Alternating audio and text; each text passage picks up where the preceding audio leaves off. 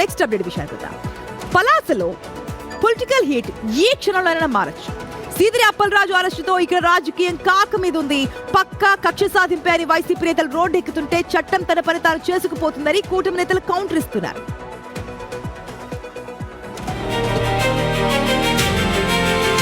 పలాసకు ఓ విచిత్రమైన సెంటిమెంట్ ఉంది. ఇక్కడ ఒక్కసారి ఎమ్మెల్యేగా గెలిచిన వాళ్ళు రెండోసారి గెలవటం కష్టం. 2009లో కాంగ్రెస్, 2014లో టీడీపీ, 2019లో వైసీపీ, ఇక 2024లో మళ్లీ కూటమి గెలిచి ఈ సెంటిమెంట్ ను నిజం చేశాయి. ఓటర్లు ప్రతిసారి కొత్త తీర్పిస్తూ సిట్టింగ్లకు షాక్ ఇవ్వటం పలాస స్పెషాలిటీ. ఈ నో రిపీట్ రికార్డును మార్చాలని అధికార పక్షం, మళ్లీ జెండా పాతాలని ప్రతిపక్షం గట్టి పట్టుదలతో ఉన్నాయి.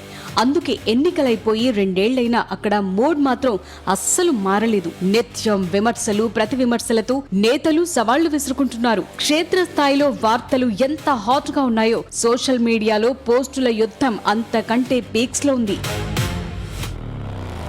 పలాస అనగానే గుర్తొచ్చే జీడిపప్పు ఎంత ఘుమఘుమలాడుతుందో అక్కడి పొలిటికల్ వాతావరణం అంతకంటే ఎక్కువ ఘాటుగా ఉంటుంది. జీడిపప్పు వ్యాపారానికి కేర్ ఆఫ్ అడ్రస్ గా ఉన్న పలాస నేతల ఆధిపత్య పోరుకు కూడా కేర్ ఆఫ్ అడ్రస్ గా మారిపోయింది. అధికారం మారినా సరే 2 ప్రధాన పార్టీల మధ్య మాటల మంటలు మాత్రం అస్సలు తగ్గటం లేదు. అరెస్టుల రగడ, బెయిల్ హడావిడి, సెంటిమెంట్ల లెక్కలు ఇవన్నీ చూస్తుంటే పలాస రాజకీయం రోజు రోజుకు మరింత రసవత్తరంగా మారుతుందనటంలో సందేహమే లేదు. రాబోయే రోజుల్లో ఈ సెంటిమెంట్ ను తిరగరాసేది ఎవరు, పలాస కోటపై తమ ఆధిపత్యాన్ని నిలబెట్టుకునేది ఎవరు అనేది ఇప్పుడు శ్రీకాకుళం జిల్లా అంతటా జరుగుతున్న హాట్ టాపిక్.